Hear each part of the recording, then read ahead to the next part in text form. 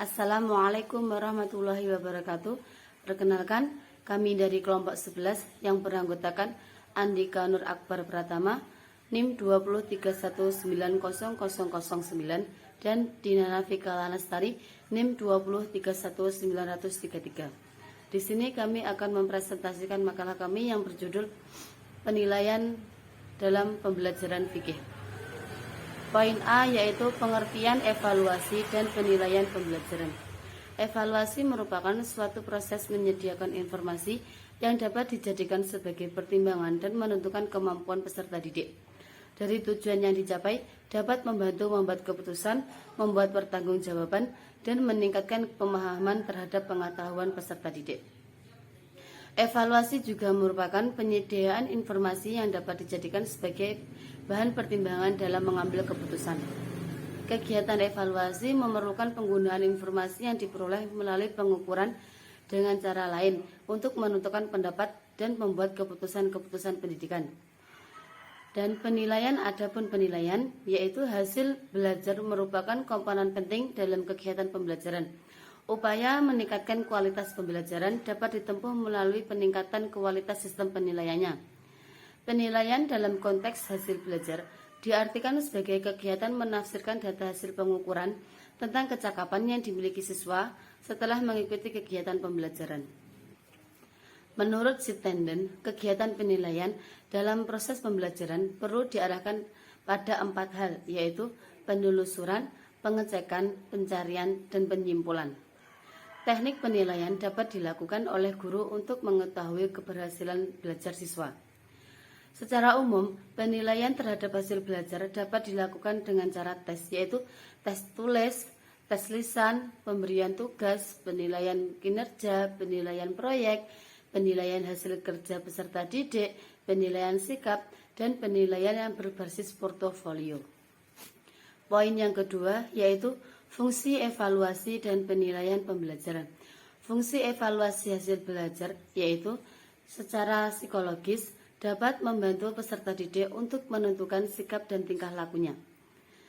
Secara sosiologis untuk mengetahui apakah peserta didik sudah cukup menempuh terjun ke masyarakat, ataupun implikasinya yaitu bahwa kurikulum dan pembelajaran harus sesuai dengan kebutuhan. Yang ketiga, secara didaktis sampai metodis untuk membantu guru dalam menempatkan peserta didik pada kelompok tertentu sesuai dengan kemampuan dan kecakapan masing-masing peserta didik. Dan yang terakhir yaitu secara administratif, yaitu untuk memberikan laporan tentang kemajuan peserta didik kepada orang tua, pemerintah, sekolah, dan peserta didik itu sendiri. Yang kedua yaitu fungsi penilaian dalam kegiatan pendidikan dan pengajaran, yaitu untuk mengetahui kemajuan dan perkembangan peserta didik, hasil dari keberhasilan siswa setelah mengalami atau melakukan kegiatan belajar selama jangka waktu yang ditentukan. Yang kedua yaitu untuk mengetahui keberhasilan program pengajaran. Pengajaran sebagai suatu sistem terdiri dari beberapa komponen yang saling berkaitan satu sama lain, yaitu komponen-komponen yang dimaksud adalah tujuan, materi atau bahan pengajaran, metode dan kegiatan belajar mengajar, alat dan sumber pengajaran, dan prosedur serta alat evaluasi. Poin yang ketiga yaitu tujuan evaluasi dan penilaian pembelajaran. Tujuan evaluasi adalah untuk memperbaiki cara pembelajaran, mengadakan perbaikan dan pengayaan bagi peserta didik, dan meningkatkan kemampuan peserta didik dalam proses pembelajaran. Dan adapun tujuan penilaian yaitu penelusuran, yaitu untuk menelusuri agar proses pembelajaran tetap sesuai dengan rencana. Yang kedua, pengecekan yaitu untuk mengecek kelemahan-kelemahan yang dialami oleh siswa dalam proses pembelajaran. Yang ketiga, pencarian yaitu untuk mencari dan menemukan hal-hal yang menyebabkan terjadinya kelemahan dan kesalahan dalam proses pembelajaran. Dan yang terakhir yaitu penyimpulan, yaitu untuk menyimpulkan apakah siswa telah menguasai seluruh kompetensi yang ditetapkan dalam kurikulum atau belum. Bismillahirrahmanirrahim. Assalamualaikum warahmatullahi wabarakatuh. Hidup mahasiswa. Oke, perkenalkan nama saya Andika Nur Akbar Pratama, NIM 2031909, akan melanjutkan penyampaian materi ya dari Mbak Dinana terkait dengan evaluasi dan juga penilaian pembelajaran. Oke, pada sub materi yang akan saya sampaikan itu ada beberapa hal ya. Itu yang pertama ini yang akan saya sampaikan yaitu di wilayah prinsip-prinsip penilaian dan juga evaluasi pembelajaran, yaitu terdapat ada 5 prinsip. Yang pertama yaitu di wilayah komprehensif ataupun menyeluruh. Yang kedua kontinu atau berkesinambungan. Yang ketiga kooperatif. Yang keempat adil dan juga objektif. Dan yang kelima adalah praktis atau gampang untuk dilaksanakan atau diterapkan. Ya, saya akan melanjutkan terkait dengan pembahasan, yaitu untuk kali ini submaterinya yaitu jenis evaluasi dan juga penilaian dalam pembelajaran. Yaitu jenis evaluasi ada beberapa ya. Yang pertama evaluasi perencanaan. Yang kedua adalah evaluasi monitoring. Yang ketiga evaluasi efisiensi dan juga ekonomis. Dan juga yang keempat adalah evaluasi secara komprehensif atau secara menyeluruh. Oke, sedangkan jenis-jenis penilaian dalam pembelajaran yaitu penilaian secara formatif atau penilaian yang dilaksanakan di akhir belajar mengajar. Yang kedua adalah penilaian sumatif, yaitu penilaian yang dilaksanakan di akhir tahun, di 3 bulan sekali, dan lain sebagainya. Yang ketiga adalah penilaian selektif. Ini biasanya dilaksanakan untuk masuk ke lembaga selanjutnya. Yang keempat adalah penilaian penempatan. Jadi penilaian di sini itu seperti kalau di SMA itu ada penempatan IPA dan juga IPS. Jadi penilaian penempatan di sini adalah digunakan seperti itu. Jadi itu adalah jenis-jenis penilaian dan juga jenis-jenis evaluasi dalam. Ya, kita lanjutkan ke submateri yang selanjutnya ya, yaitu terkait dengan teknik evaluasi dan juga penilaian dalam pembelajaran. Terdapat beberapa teknik. Yang pertama yaitu teknik tes. Jadi peserta didik itu diberikan soal yang harus dikerjakan oleh mereka. Jadi teknik tes di sini terdapat beberapa jenis, yaitu tes seleksi, tes di awal dan juga tes di akhir. Tes seleksi ini dilakukan atau dikerjakan ketika kita mau mendaftar ke sekolah yang lebih tinggi, misalkan dari SD ke SMP, mau mendaftar ke SMP.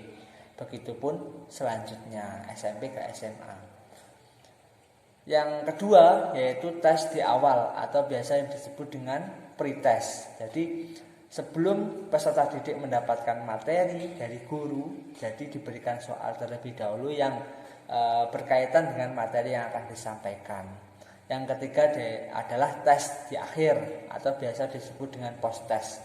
Jadi soal yang diberikan dengan pretest itu sama dengan harapan dari soal-soal yang akan dikerjakan oleh siswa. Dari post test ini kita dapat mengetahui seberapa tinggi, seberapa jauh tingkat pemahaman siswa memahami materi yang disampaikan.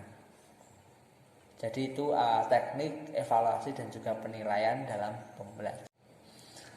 Ya kawan-kawan, kita sudah sampai di akhir submateri dalam proses belajar kali ini, yaitu saya akan menyampaikan terkait dengan pelaksanaan penilaian pembelajaran fikih pada SD dan juga MI.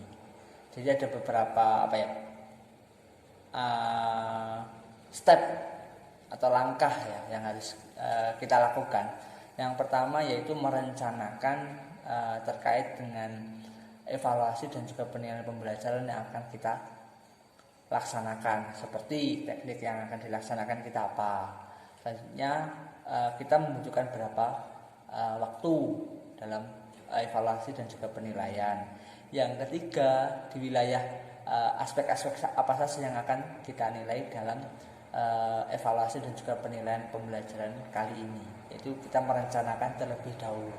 Yang kedua, setelah kita merencanakan secara matang, kita melaksanakan penilaian dan juga evaluasi pembelajaran. Jadi kita melaksanakan evaluasi dan juga penilaian. Yang ketiga, setelah kita melaksanakan evaluasi dan juga penilaian pembelajaran, kita menetapkan hasil penilaian yang sudah kita peroleh terhadap peserta didik. Yang keempat adalah menentukan RTL atau tindak lanjut dari evaluasi. Jadi misalkan ketika ada siswa yang nilainya rendah atau di bawah KKM standar, jadi kita bisa memberikan soal perbaikan. Begitupun juga ketika ada peserta didik yang ingin memperbaiki nilai, meskipun itu nilainya sudah berada di KKM atau standar, kita berikan soal pengayaan. Jadi ada 4 langkah ya. Yang pertama merencanakan, yang kedua adalah melaksanakan, yang ketiga adalah menetapkan nilai, dan juga yang keempat adalah tindakan setelah kita menilai, tindakan lanjutan evaluasi. Jadi itu yang dapat kelompok kami sampaikan dalam pembelajaran kali ini. Semoga senantiasa kita diberikan rahmat dan juga hidayah dari Allah Subhanahu wa taala. Cukup itu yang dapat kami sampaikan. Apabila banyak kekurangan, kami memohon maaf yang sebesar-besarnya. Wal afu minkum ihdinas siratal mustaqim. Wallahul muwaffiq ila aqwamit thoriq. Wassalamualaikum warahmatullahi wabarakatuh. Hidup mahasiswa.